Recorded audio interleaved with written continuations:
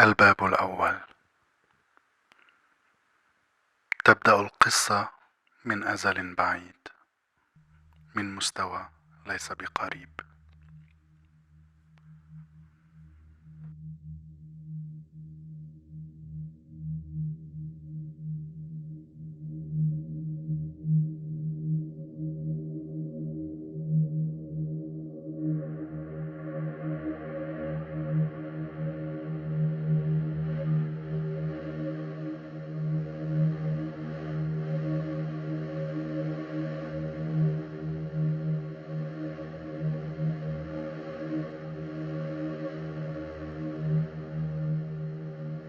In the search in what seems a void memory, we fall. We fall back on our faces, faces that have been burned, erased, or conservatively polished. I decided to stop polishing my face, to stop polishing my words, to stop polishing my existence, to stop polishing my emotions, to stop polishing what has been for centuries polished by all means of detachment from the biggest haram that shakes arsh as-samawat wal ard. A sin named after me. A sin named me. لوطي، شاذ، مخنث، سحاق، سالب، مثلي، جنس ثالث، علق، علق، علق، علق، علق. Unnatural. Who decides? Me? You? Evolution, revolution, religion, man, wars, the apple, mythologies, أو التاريخ.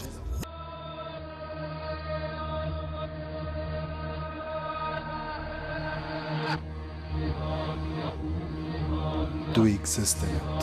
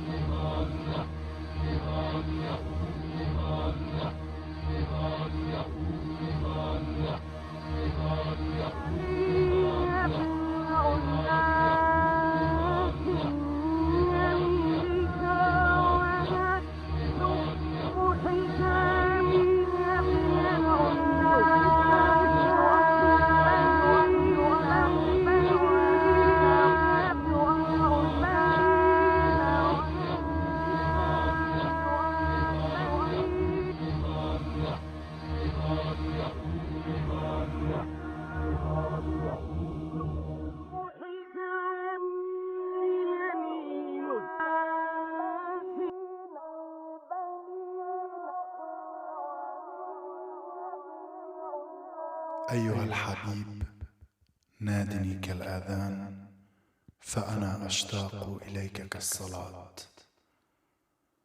أنت في كل الأشياء حولي، في كل رؤية، في كل صوت، لكنني لم أزل أذوب حنينا إليك. إن تكن تبحث عن مسكن الروح فأنت روح، وإن تكن تفتش عن قطعة خبز فأنت الخبز. وإن تستطيع إدراك هذه الفكرة الدقيقة فسوف تفهم أن كل ما تبحث عنه هو أنت.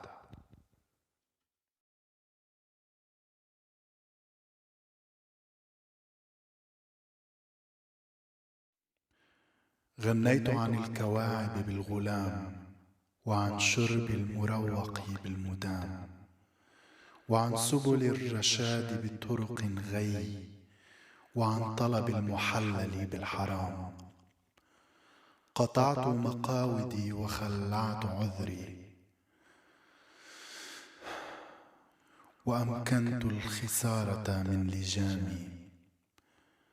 عشقت لشقوتي رشأ ربيبا، رخيم الدل مجنوح الكلام، كأن جبينه قمر تلالا، يرى لبس القميص عليه عيبا، ولبس الطيلسان من الآثام.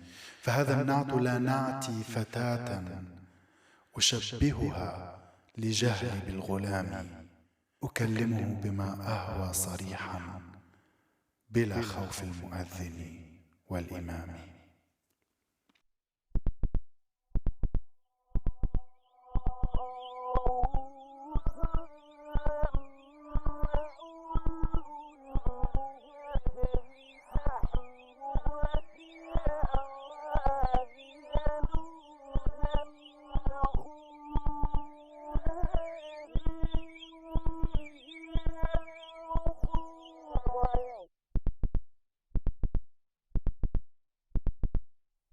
يقسم الفقه الرسمي اللواط إلى قسمين: اللواط الأكبر واللواط الأصغر. فاللواط الأكبر هو جماع الرجل مع الرجل. يبدو أن هذا النمط الجنسي البدائي كان معروفا في الجزيرة العربية قبل الإسلام، إلا أن الاتهام نفسه يؤكد تفشي اللواط بين الأرستقراطية القرشية آنذاك، إضافة إلى شيوع التخنث والتشبه بالنساء.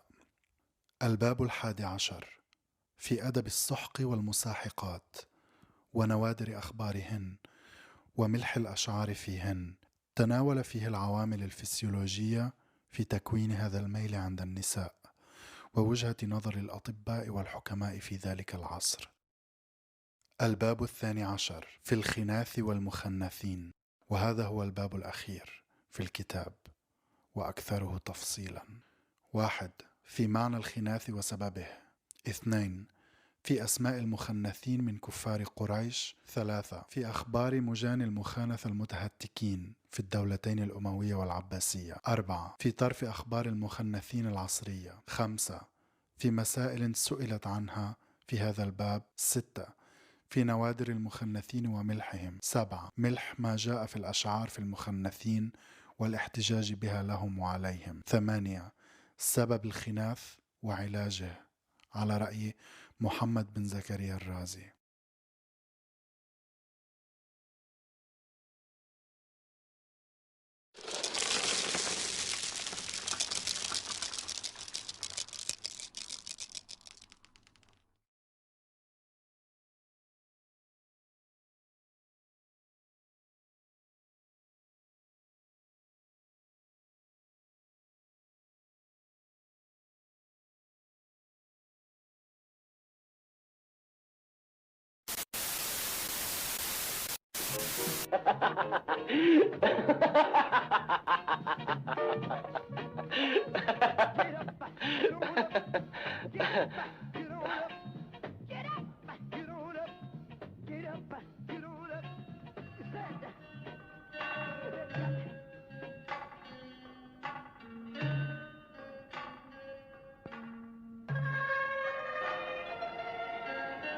هي اللي عملت فيا كده.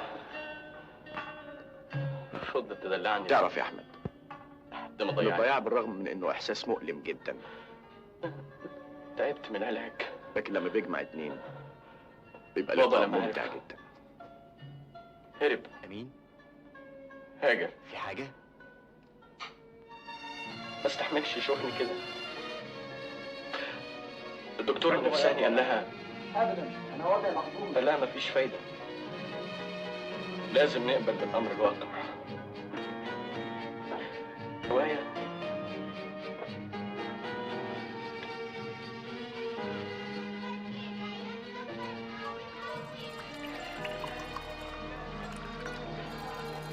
وبعدين يا احمد هغير المحطه. فادي اضحكي يا هاتي واحدة. أنا هنزل أجيب لك الدواء والطيور والفواكه، مش هخلي نفسك تعوز حاجة أكل. كمان واحدة. الله يا ناس على السكر.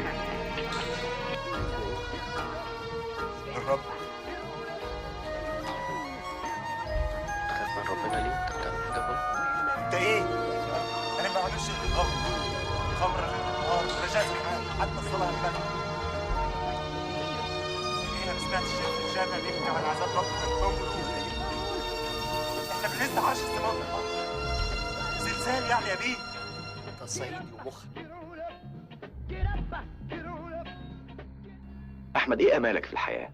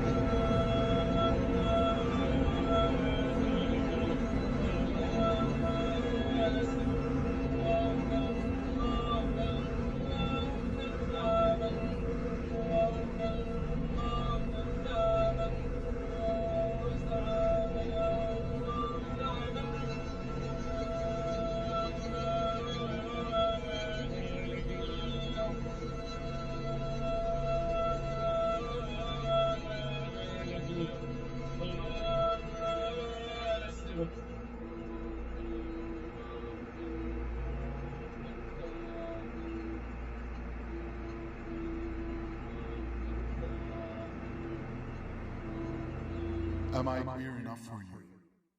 Is that what queer is about? Is that the picture you painted for me, or I painted it to myself to convince you? I am invisible to you. What am I for you?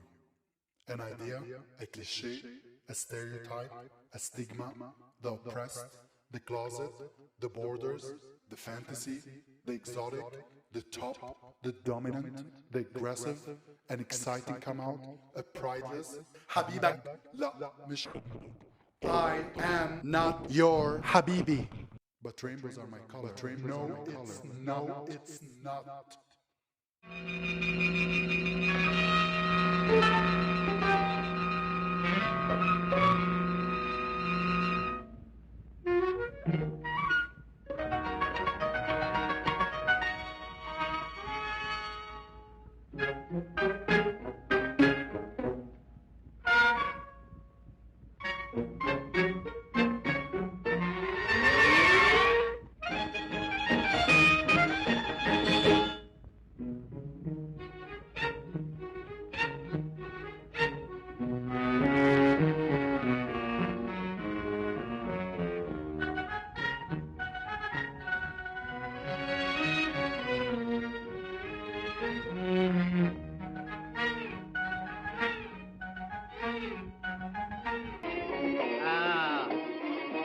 شرقي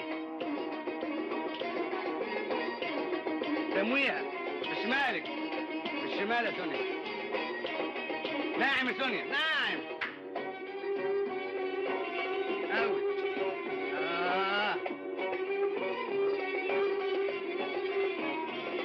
حلوة ودي 1 2 3 4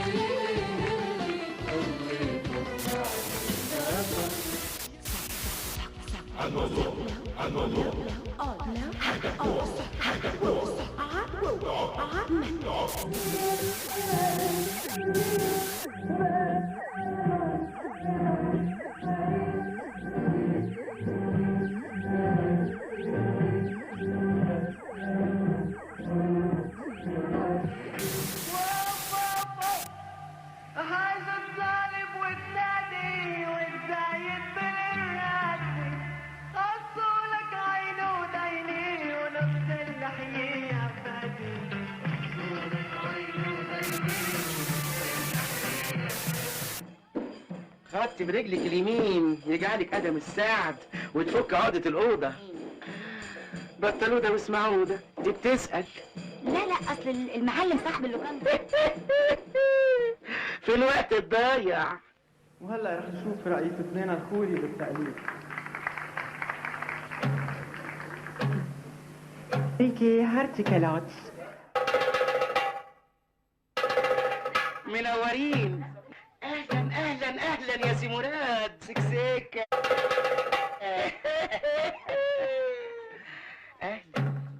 اهلا يا سيدنا الافندي. ايه ده؟ لا ما تخافش يا عبد العزيز ده بحث تاني. بقول لك يا سكسيكة انا هي لما واحد يحب واحد فيها ايه اشكال؟ ايه المشكلة؟ ايه المشكلة؟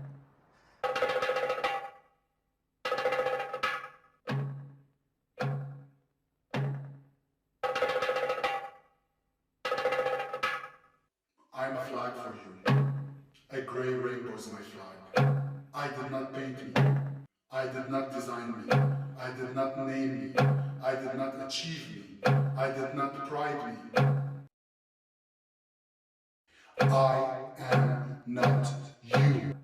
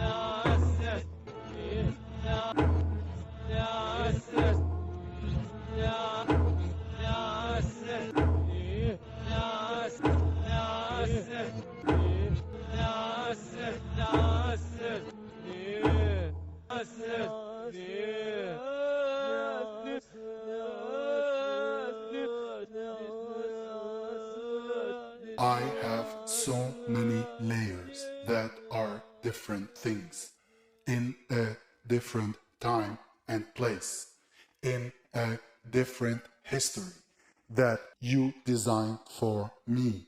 And now you are asking me to shut up from trying to change what you are still trying to force on me. Your identity became a weapon against me. Your queerness, rainbows, and commercial prides are not for me. Can you hear me? I still haven't found peace within me. I am pieces of a broken mirror that isn't asking for your aid, help, political interest, your pop culture, your pinkwashing, or your interfere in my future.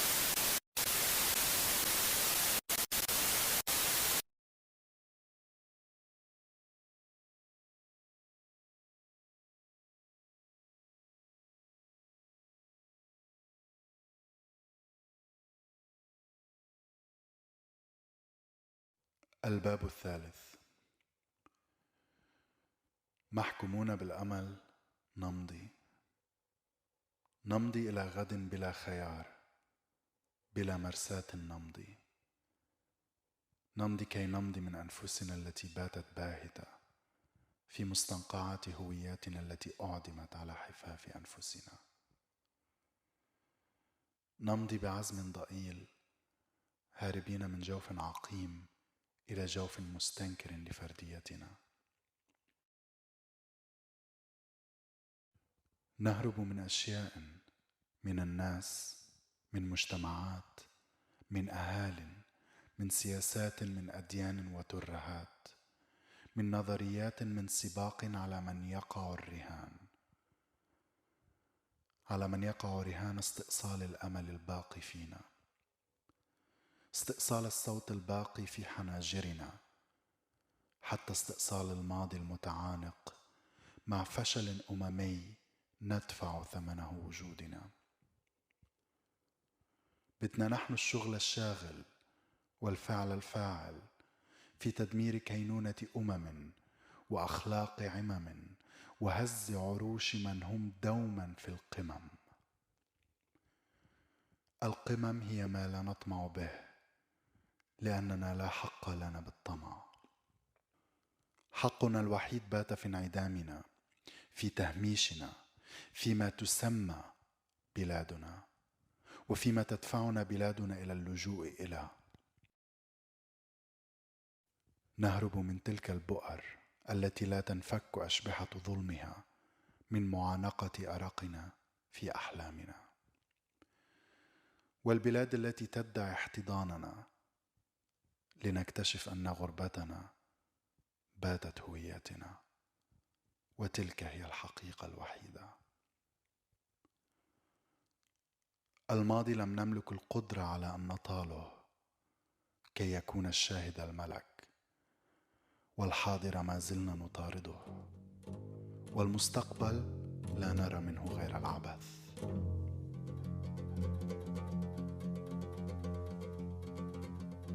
وهبت عمري للأمل ولا جاشي ولا جاشي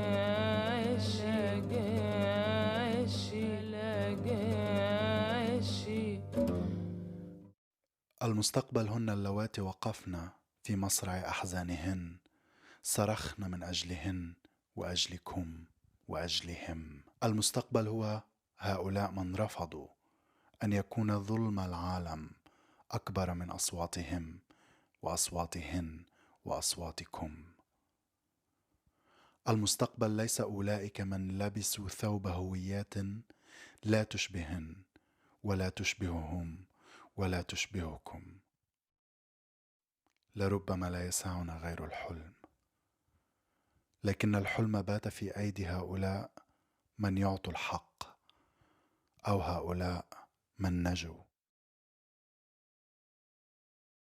حتى في النجاة لا ننفك نؤسر بأحاسيس الذنب. الذنب في الهروب من شيء لم نملك الشجاعة على الوقوف في وجهه، حتى باتت وجوهنا عبارة عن مرايا لا تعكس غير صورنا العالقة في المنفى، لأن ما عدنا نستطيع أن نعرف أسماءنا، لأن أسماءنا مرتبطة بالماضي، الماضي المدرك لضعفنا، ضعفنا الذي دفع بنا للهروب، الهروب الذي لا يتوقف إلا باستسلامنا. استسلامنا كان وما زال منبع استمراريتنا.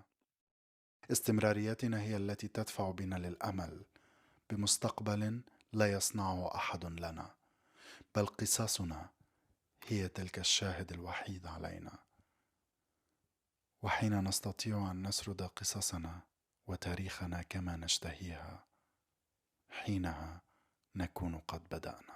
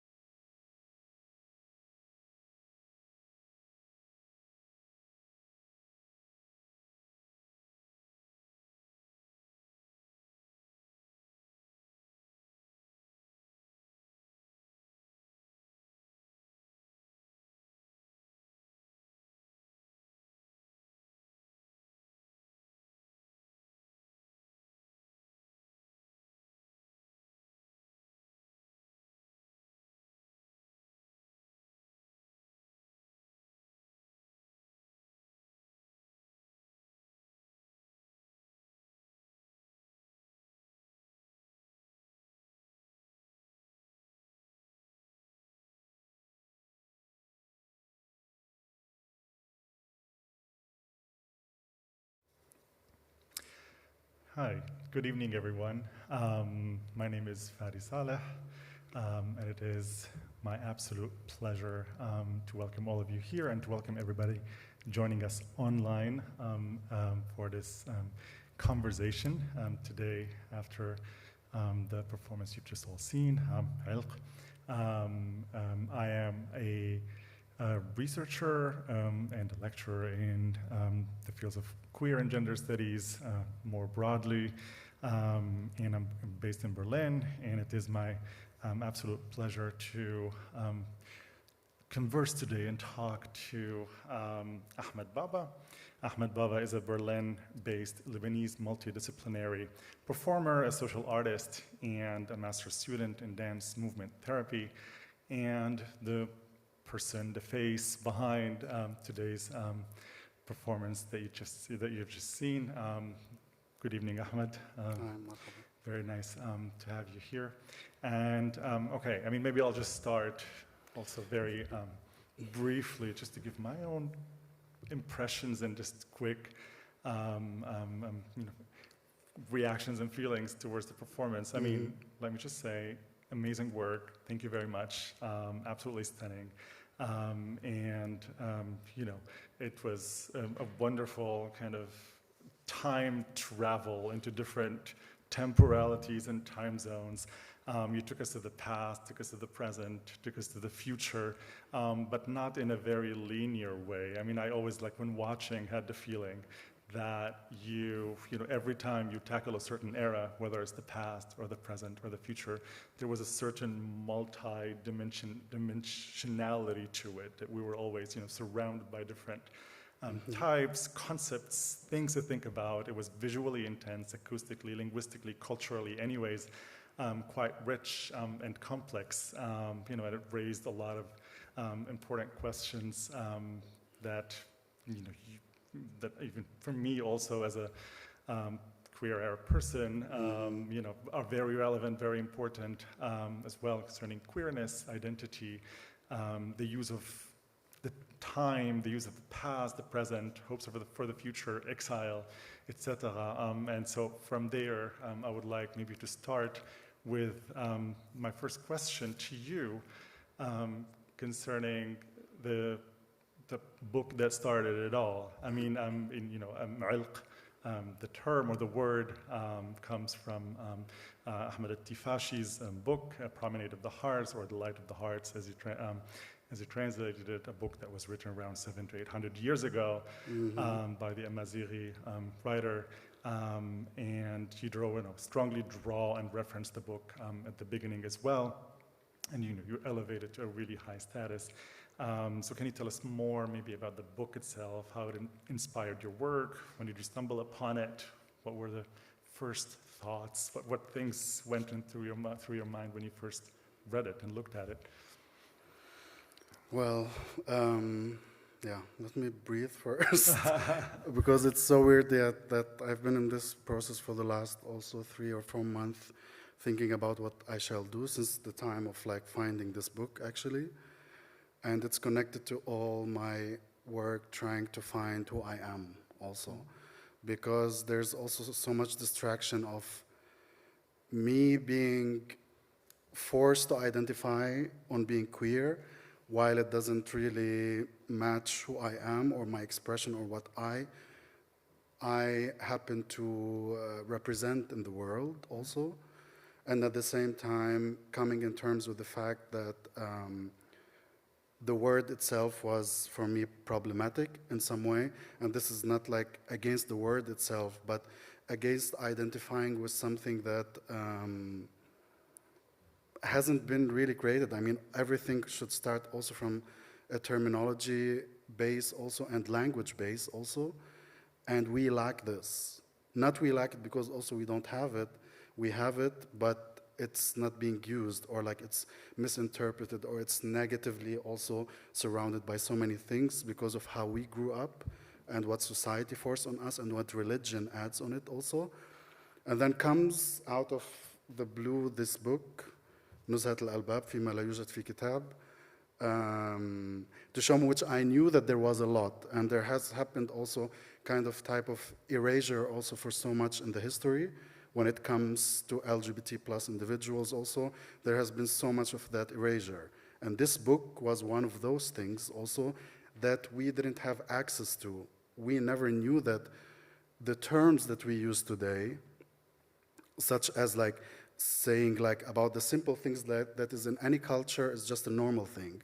So you don't think about even speaking, I don't know if that's allowed, I mean, I don't know, like speaking about the simplest things about calling sex organs or blah, blah, blah, which we use on a daily basis. We don't know that this is already coming way back in 100 years also, but we still use it, and this is not banned. And there comes this book to show you a collection of stories, a collections of, it seems like a study also that has been done on what is homosexuality in that time. While now it's already made as already like something that's mental illness and stuff, and where we come from at least. And I found this word, which was like 1 time, or maybe 2 times actually, mentioned in that book, which is ilq, which nobody used. And it's not that I'm coming and forcing this word right now, but it's just that question mark that as part of also the festival of questioning, how can we find these stories by starting with finding a term for it. And alq is existing still in Egypt. I mean, it's also this olo'iyya and stuff, but it has a total different meaning.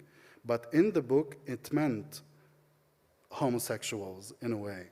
And that's where it got me more curious about diving more, plus all the poems and all the stories, which to be just like that, we really don't understand the poems also ourselves much, because it's really an old Arabic also, and it was really hard also to try to even translate, but this is on another term, but the book definitely is something that has to be read by so many people that doesn't know that it exists also. Okay. I mean, really, just look at the book. I think I read the book like, I don't know, 15 years ago. The first time I picked it up. It was really fascinating. It does mention in a lot of detail about a lot of different sexual practices. Very fun trivia. I think one of the first chapter talks about, I think, consensual slapping even. Yes, that's like it's a scholar from the Middle East and from Sex North work Africa. also. Sex talks work about was, sex work. Talks about many different things in detail.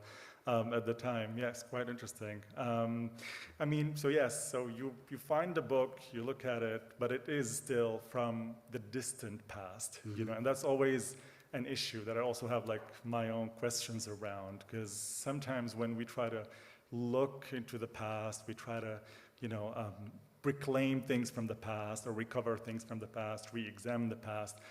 Oftentimes we're quite accused of, for example, romanticization. You know, you have a lot of this, but maybe you're romanticizing. You know, you don't know much about that era, actually. And I mean, to a certain extent, yes, one could understand that, you know, charge or that, call it accusation, that kind of critique. And so how do you actually then tackle that kind of question? How do you think of it? From which direction do you come? And what, and for me, like what, I don't think of romanticization. Second part of the question would be like, what potential for political change do you actually see from engaging with texts that have been really forgotten and were like, that are in the distant past? I mean, absolutely, we all are grown up also because of so much of a nationalist also way of thinking of how we romanticize also the past, and especially by the connection of like Al-Andalus and all the stuff that we think that, oh, we've been these people. We have no connection to these people, but the language. Even the language, we don't understand it. So the thing is, why bringing this and why this is important, because the options we have in our modern life is very limited. And that's why my curiosity, when I'm already being forced on an identity that I didn't develop or I didn't also put work in, I cannot say that, yeah, I'm like, I can identify with this, and like rainbows and things are really cool, that's nice things. But it's nothing that I feel it works with me. It's like I'm wearing this. And the same with that could be, but the difference is that our development, I feel, as LGBT plus people identifying, it stopped there. Because after that, there has been an erasure for the history.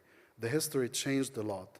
And add to it all the layers of all the identities, all the practices, all the cultures that has been wiped out by the Arabization of Southwest Asia and North Africa, and the Islamization also of the whole region. This wiped out a whole practice. I mean, there's a lot of areas around this place, at least I'm talking because of at least Arabic speaking, I mean, regions.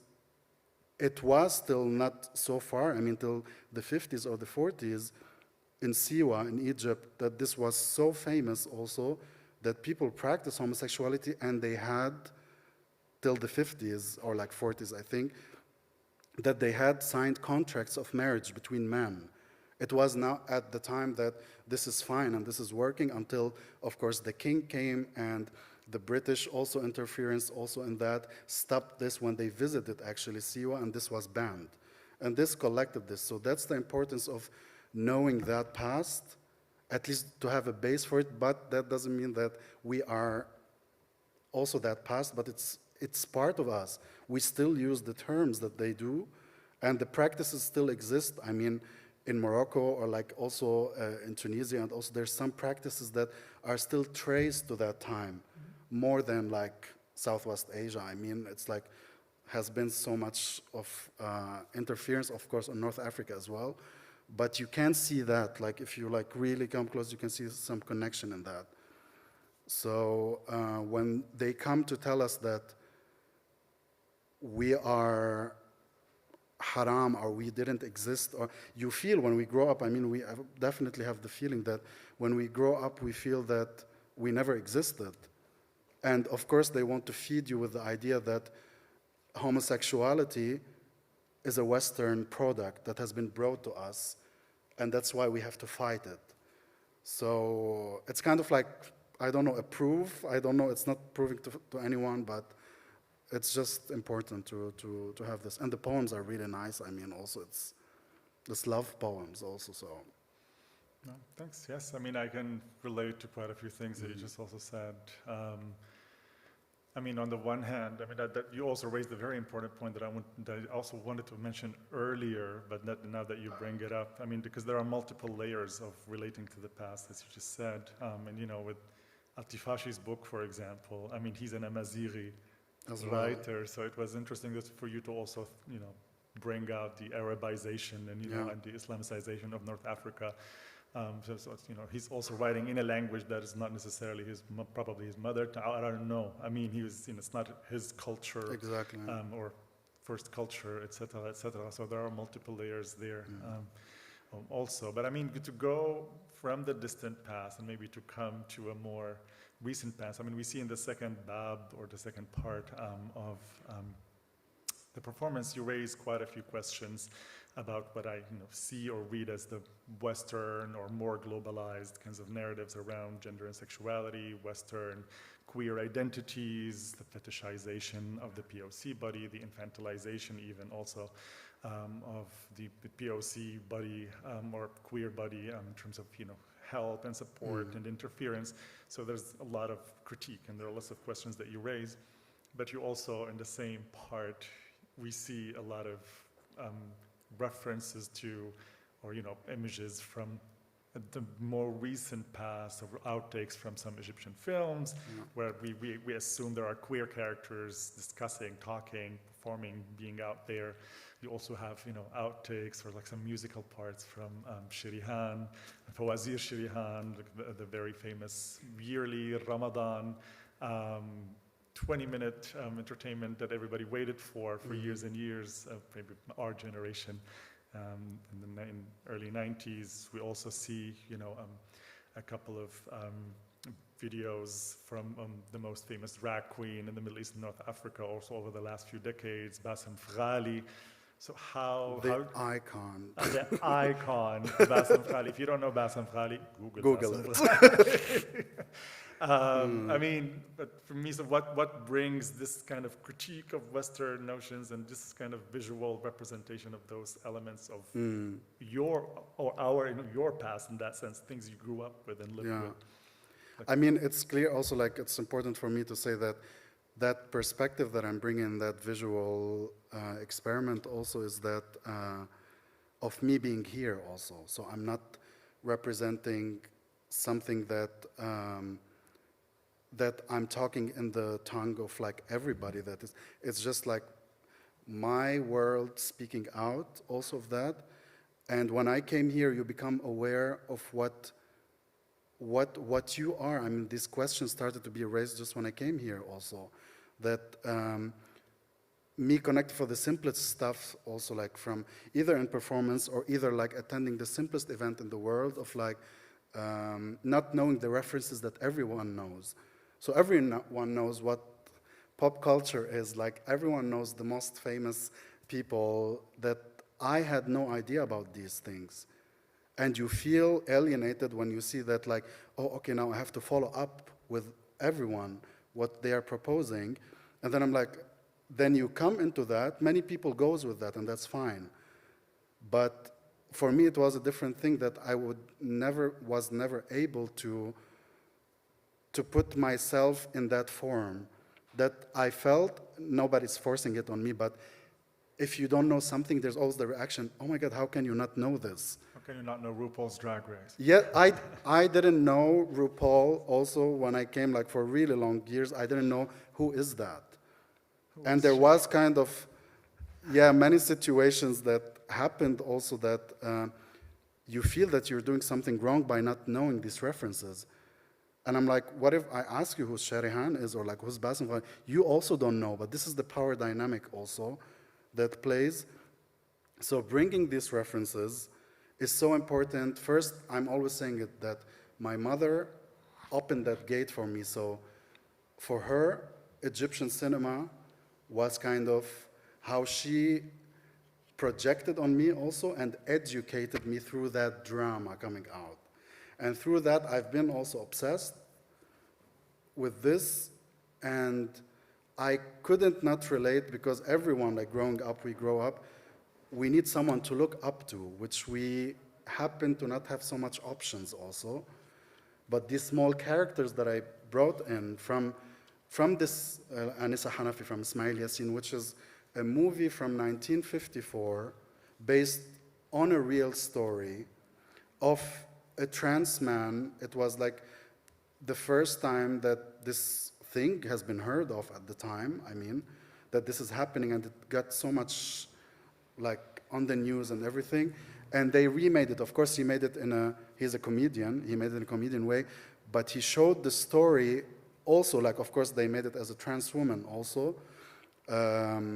So he made the story from the beginning, going through that affirmation and going through the marriage also of that. And that was something that, I don't know, I mean, in Hollywood, like, actors weren't allowed still to come out, I don't know, and that was Egyptian cinema. Plus, all these characters that always comes, what you call like Sabisit and blah, blah, blah. These are kind of like gender fluid and non-binary characters that they've been portrayed in a negative way, but also when you see them, it's this uncomfortable feeling that we used to have if we see that character, because you know that you have something from that, but you don't want to be that. Because either this character will die in the end or end up in a horrible way. That's how is it.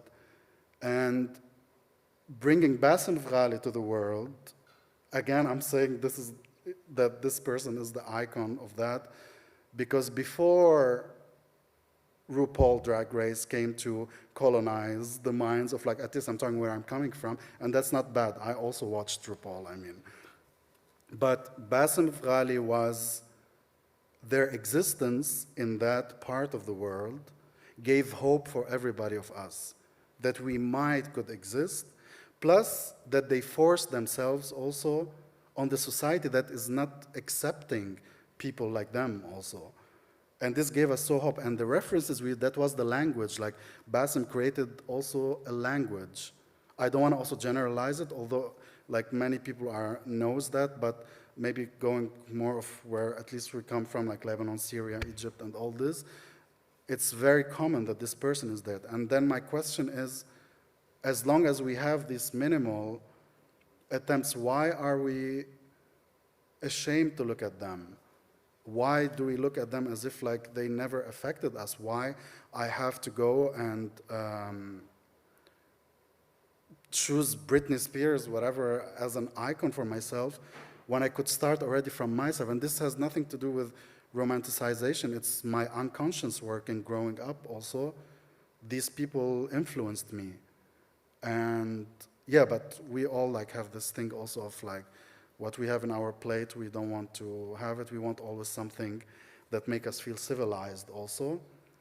And yeah, so this is where it's coming from for me. Yeah. I mean, I hear you in so many of the things that you just mentioned. I mean, yes, there are clear global, very like clear power dynamics where we also grow up feeling that if you want to belong to a global red, really Western centered or Eurocentric, you know, LGBT now, I don't know, community or whatever imagined global again, red Western community, you do have to, follow certain rules, and you have to watch blah, you have to say that you like blah, et cetera, et cetera. But when I talk to you, or when I talk to many people from at least our generation, or who grew up at least in the 90s and watched a lot of that, Fawazir or Sharihan or Bassem Fghali, or the era of actually watching a lot of Egyptian cinema. And when I point that out, people do, of course, go back to that. A lot of people do remember. A lot of people start to see what they potentially unsaw, in order to fit into a more modern way of, narrating one's and which is gayness. also fine. Which is fine, absolutely. Not absolutely. everybody should be the same, and that's why I insist always that we are identity with S always, because we also are different. Absolutely, absolutely, yes. But it's not our thing. I mean, it doesn't have to be everybody's issue that we have to install that international program in our systems also to fit in these systems. So. Yeah, no, but the point that I wanted to make was the minute, however, somebody says something like, but I grew up identifying with, personally, for example, I grew up really, I was saying, I said it before, Sharihan, made me gay. Bassem Fghali definitely made me gay, or made me a certain queer version of myself back in the days, with whom I identified before. Brittany made me gay, let me be very clear. But I had many other different references, of course, that impinged on my consciousness, etc. And the problem now becomes, which is why I really appreciate your performance and bringing back all of these elements, is that the minute you speak sometimes about those other influences on one's identity, people are like, stop romanticizing, or it was always a negative representation, or it was always blah, I don't want to be represented like that. And sometimes I think, well, a representation is a representation at the end of the day. Sometimes you make out of it what you make out of it as a queer person growing in a region where it's really difficult to navigate these questions.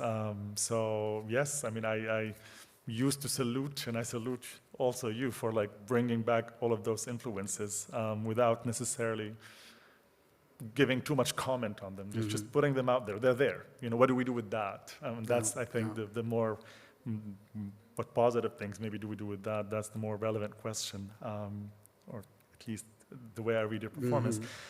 So to go further, to maybe the last bab, the last part where you bring in Sarah Hijazi's death, which last year. And you raise also a lot of, again, questions about what it means to be a MENA LGBT person, or a MENA non-queer Arab person, or queer Arab person in exile, uprooted from contexts that also do not want us, and living as a queer person or a trans person in contexts now in exile where it seems like you cannot arrive, or where you have not yet arrived, where you're still, questioning. But, however, despite all of those tensions that I see represented in the last part, you do seem to suggest, that there's hope, and there's always this. There's no choice. We have to move ahead to tomorrow, as I can remember. There's no choice but moving ahead. There's no choice but living with. Some hope. So there is a vision for some hope for the future, and you do hold on to it. And at the very end, you don't end with the end. You end with the beginning. So sort of coming full circle and suggesting a very cyclical kind of temporality, or suggesting a need to return to a beginning that might inform this future or this hope that you're talking about. Could you maybe comment on that kind of tension? So what is happening there? How does this hope look like? Which beginnings are you talking about? And how do you imagine them informing a hope for a future, or your vision, or futuristic vision for the future? I think this is kind of the most difficult part, so the third part, to understand what I'm trying to say, because when I said this is an experiment, that's why I'm not here to give answers also, that's important.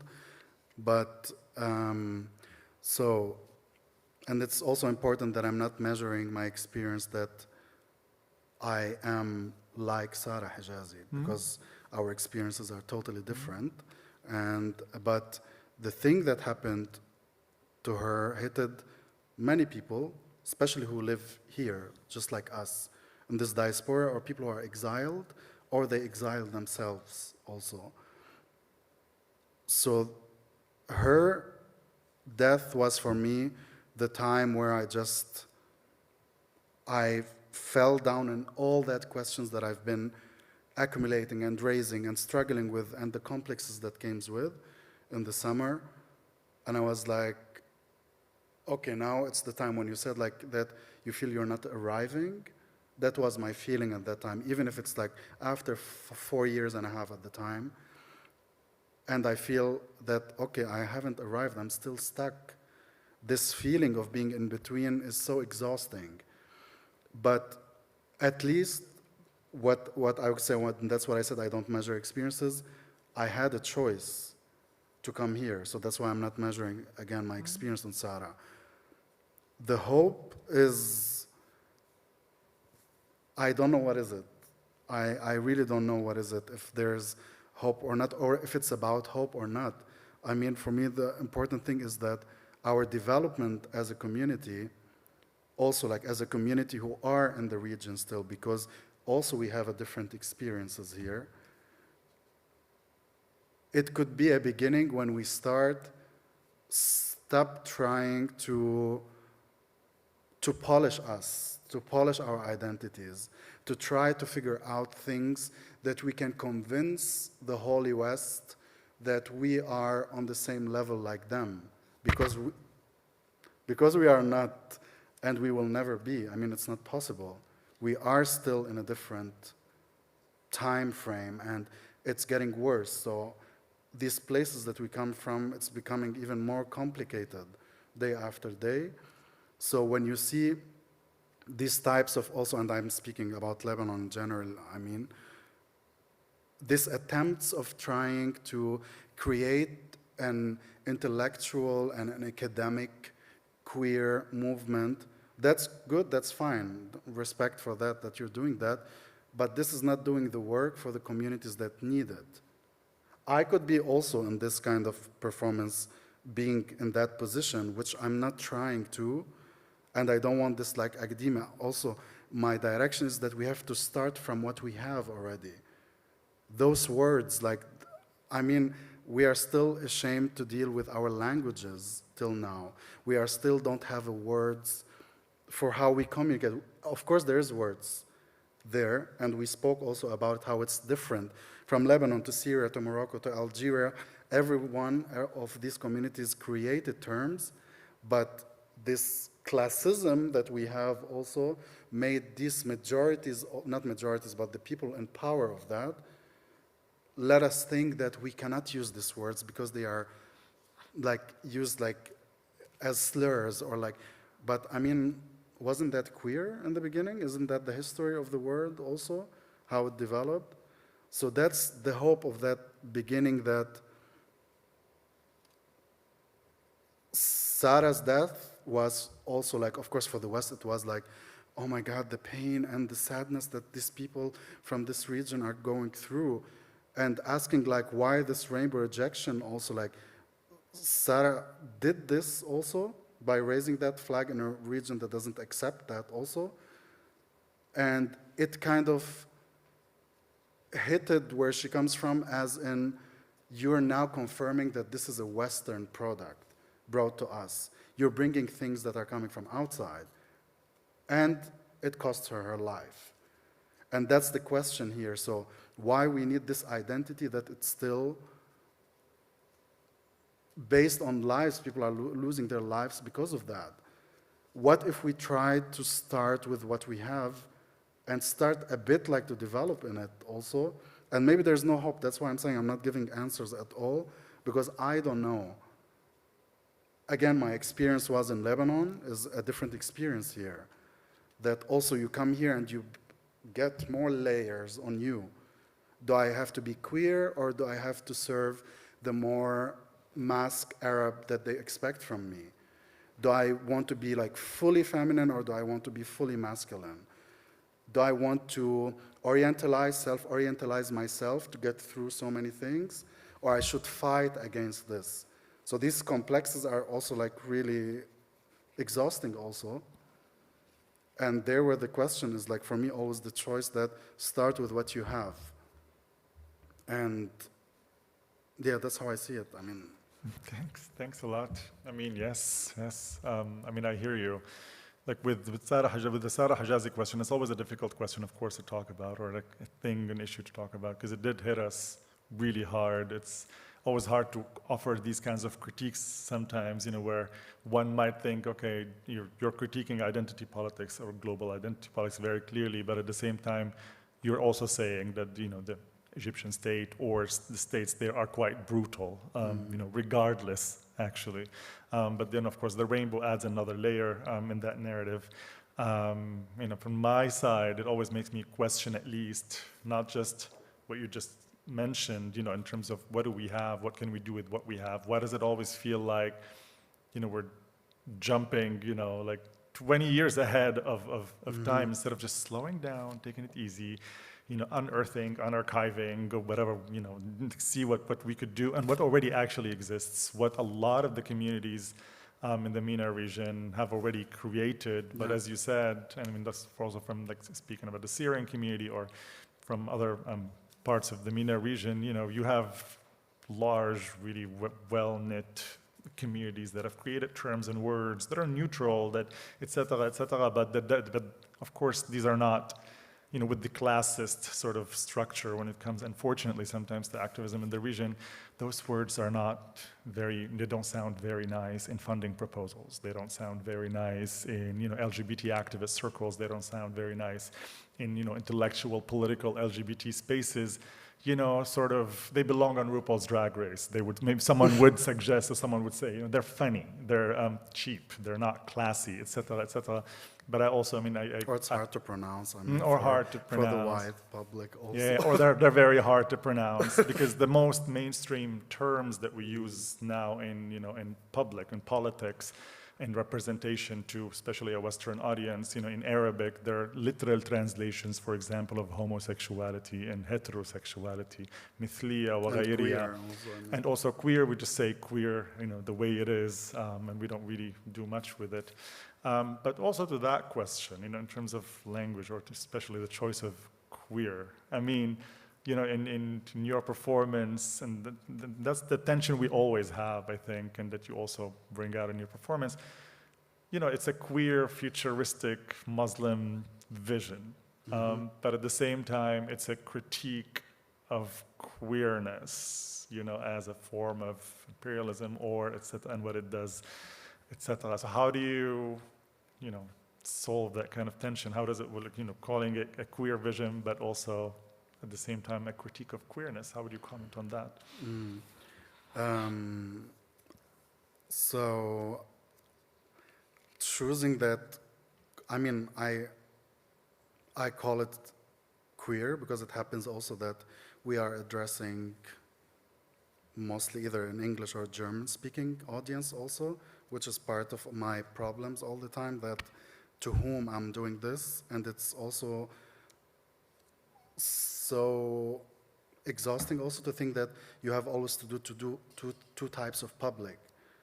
My goal was in that performance is to put out what I have in my mind first, but priority was for me that it's for the Arabic-speaking people that we bind on certain memories also, and how this is stored in our journey also as people. I will not call it an archive, but it's like bringing, it could be, I don't know, maybe, but it's just like bringing that, collecting that also, and I'm not bringing it like that to let specific audience like, oh, you have to understand it. That's why, for example, I couldn't not choose so much, because if you ask me like 1 year ago, also if what would I do, I will be like a bit careful. Or shall I speak in Arabic also, or shall I bring these references that people doesn't know about? And mostly, you cannot force anyone to do a homework about like you, and it's not the goal anyways. And there where this is important in a way, I feel, in a way, because again, we go back to the same point of like, we don't have a word for what is queer in us in a way. So calling it that queer futuristic, because we might be, maybe we will choose this word, I don't know, it's like maybe in 20 years this would be the thing also, but at the moment, it's not clear. Again, we have so many words, but it's not being used on an academic level, so thus it's not accepted yet. So by futuristic, it's like what's happening, what we are discussing, what the terms are, what bringing all of that, also because again, we have the privilege also to do that here. Also, we are doing it in a way. And of course, adding the Muslim identity to it, because I grew up as that, I've been traumatized as that, and this thing has been delivered to me in a very wrong way, that I'm still trying to get through it and heal that, to come in peace with that, in a way. Again, with these references that I had to blur, or like I had to make it sound unclear also, because I have fears also of that, of coming and touching on that thing. Although there is the whole thing about those sentences also that exist in that book also, how many times I said also, and that it's like a bit like, it's kind of a proof, but in the same time, yeah, it is kind of a proof of what we are. So that futuristic thing is what we create for ourselves. And that's what I said in the last text also, that when we start to create our destinies in a way, or like to try to write that history, that already is starting, and it's not that we are not there, it's already starting, but there's still so much of layers from a political perspective, or like wars, or all these layers that comes, and it's making this region not stop developing, but it's like the marginalized communities are becoming more marginalized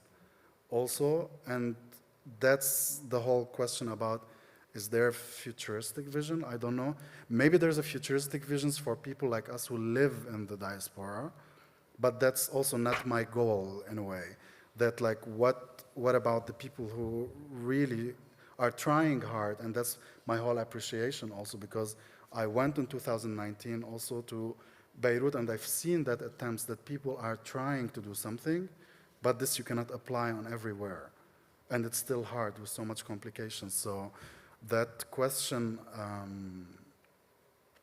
yeah, I'm not here to give answer for it. I really don't know also. Well, that was an answer for sure. That's what I heard. Maybe everybody else too. But I mean, yes, I mean, to also just to quickly comment, I mean, it's always a difficult question when it comes to gender and sexuality issues or queer issues in the MENA region, especially in the Middle East at the moment. I mean, when I think of Syria, where I come from, and think of Lebanon, especially now, you know, I think somebody once, a couple of queer theorists once wrote a paper which I found very interesting, you know, called Queer Theory and Permanent War. I don't know why I just thought of it now, to just always ask about the question of, you know, in regions where there is permanent war, you know, in regions where futures in general are very unthinkable. It's very, very difficult to think beyond the present moment, to think beyond what's happening now. How do we talk about these kinds of issues? How do we talk about LGBT issues? How do we talk about gender and sexuality in a way that is not completely, which is what they're saying, which is also a part of what you're saying, you know, completely detached from the realities of the people on the ground, you know, the daily realities of the people on the ground, and not just the daily realities of a few people who, you know, who are in power, who might be imposing certain things or going in a certain direction. Sure. I mean, and you also in your answer went a little bit into my very last question, which I wanted to ask. Maybe if you, I don't know if you have anything to add in that regard in terms of the process of creating the work. I mean, I was, you know, you commented on the language part, or you commented on the audience part. I mean, apart from thinking of like, audiences, and there are lots of times where you speak English and then there's like some Arabic word, and you speak English and there's a few Arabic sentences not translated. What was going on in your head in terms of the process of, imagining your audience, producing, and the kinds of difficulties and challenges maybe you want to also just comment on or continue talking about, because you already started. Yeah, I mean, I think maybe we didn't mention this, that already the performance, just because of Corona, I mean, it was supposed to be something else, I mean, in that direction, but also the audience could have had a role in this. So like creating these 3 mediums, which is BAB 1, BAB 2, BAB 3 also, has been splitted in a physical space also, that people will kind of, it's a learning process, but at the same time it's a critical phase, and then it's like that creating of that utopia future in that 3rd BAB, where people will have the chance, specifically LGBT plus Arabs also, in how they perceive this, but also, of course, caring about the other type of audience also. So, and then it went out to be that digital form that has, so it was difficult for me, I mean, also it was a hard time also to try to start the thing also. It was, I didn't know where to, because I had all these questions about like, I don't want to be seems like all the time like that I'm romanticizing something, or I don't want to seem like I'm whatever, portraying something that's not the meaning, because also it's not, also I'm not like an experienced visual person. I mean, I have visuals, like it comes out of me also unconsciously, but in that process, that's what I'm happy about, that I was able to combine these both also for the first time, at least, of learning also of how to edit and to put things, and that was also an interesting journey. But the biggest question was for me, to whom is that directed? Should I keep something that not everybody will understand, or should I not? And that's why maybe the only part that is kind of in English is, that's what I recognized afterwards, is the part where I'm speaking about what is a queer identity is, because it's directed to that kind of audience, while the rest is not. And the text in the final video was the text that is inspired actually by Sarah's death, in a way, of like, do we still have hope, and all this exile, and how our names becomes us and our exile.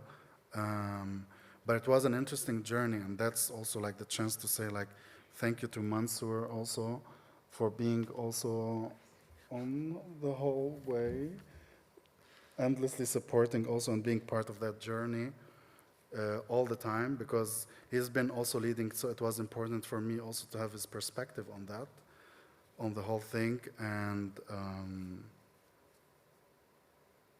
yeah. Okay.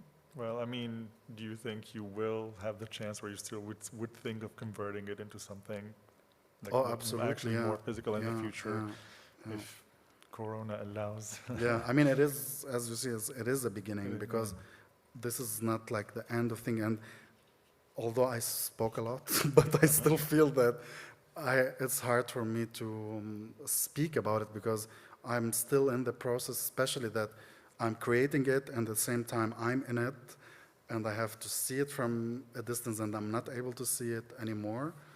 But yeah. Okay. Thank you very much. Thank you. Thank you. I mean, now we have some time for comments, questions, any feedback, if anybody wants from the audience, or I mean, we have a question from someone online, but if anybody can take Hi. Hello. Hi.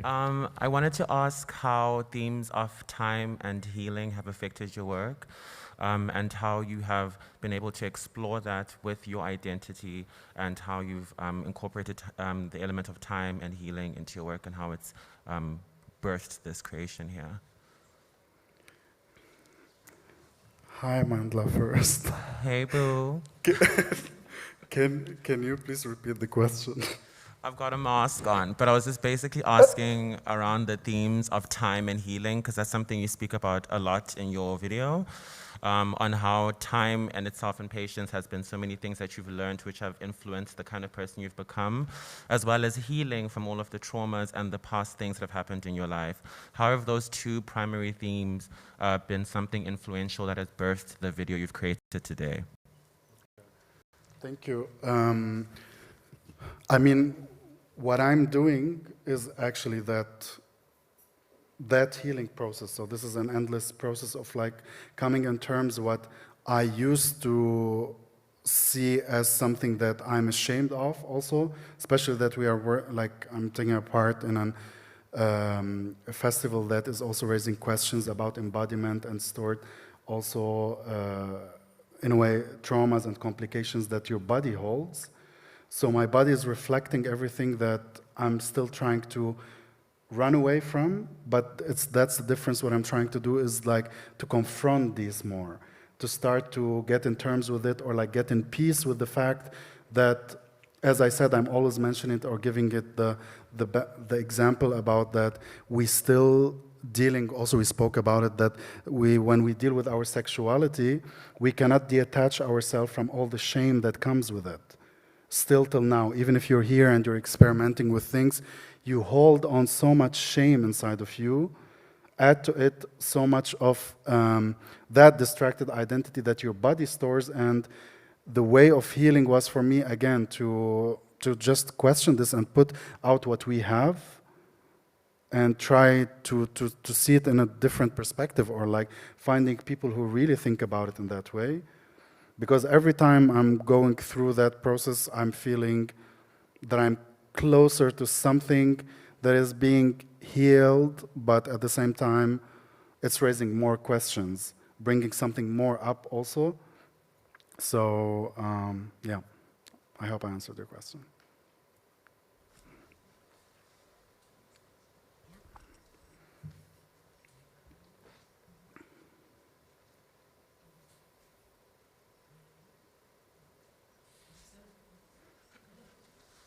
Okay, I have another question.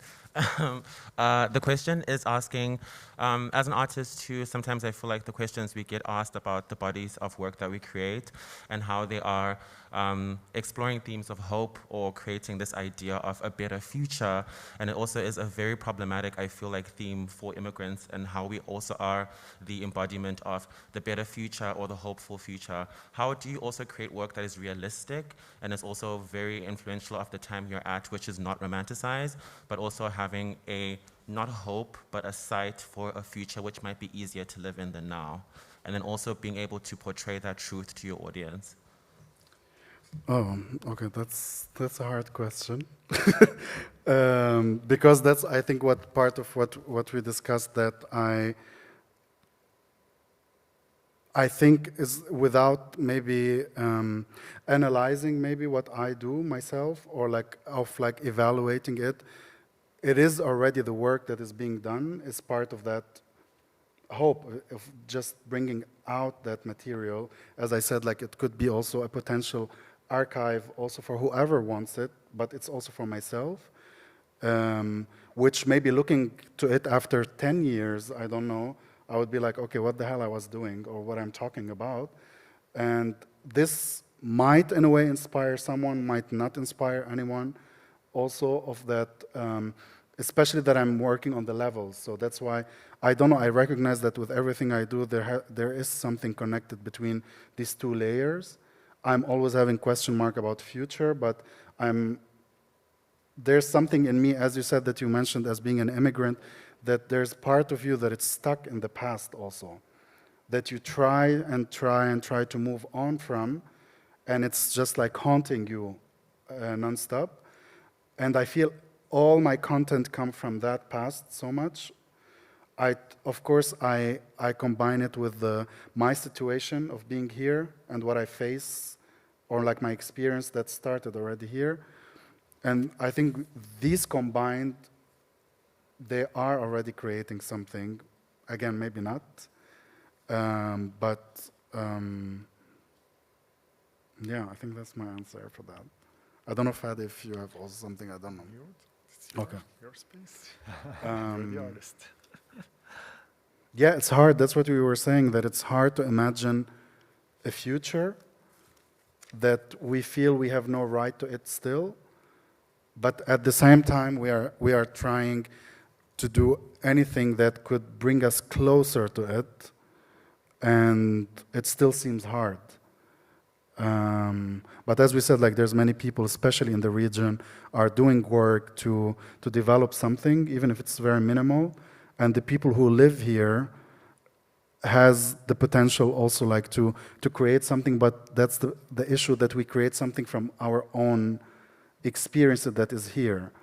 So I feel always that, yeah, I cannot measure it anymore on that. I could inspire, but a person in the region would be like also looking at, I don't want this look to be that like, oh look, these are like the first world POCs or the first people who made it in a way or survived, which is understood, because we also are not able to run away from the guilt we hold also from being here as well. So, yeah.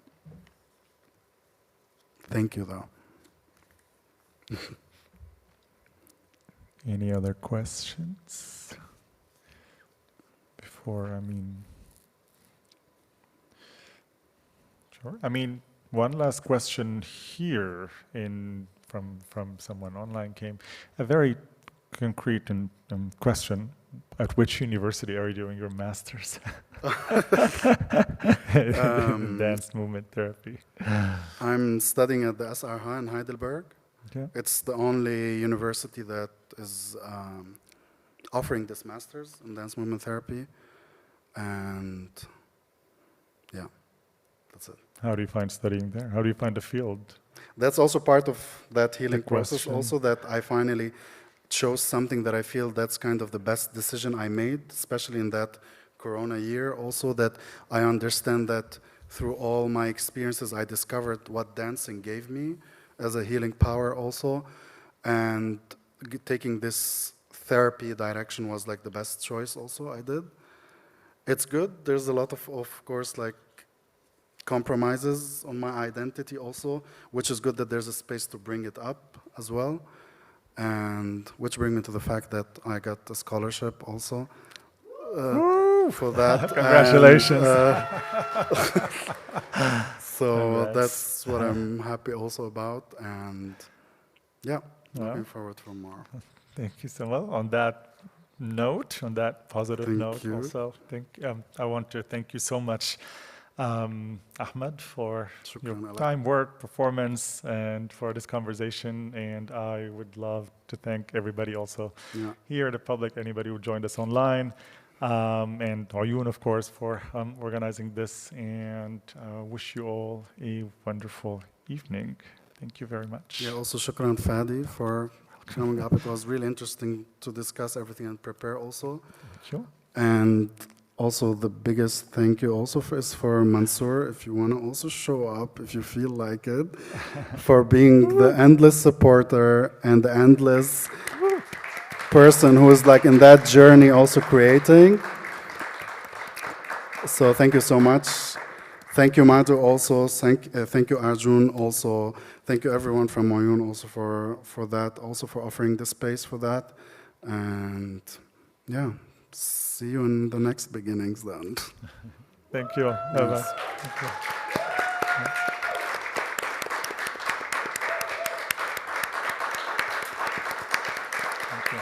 I need to kiss so much. I need to.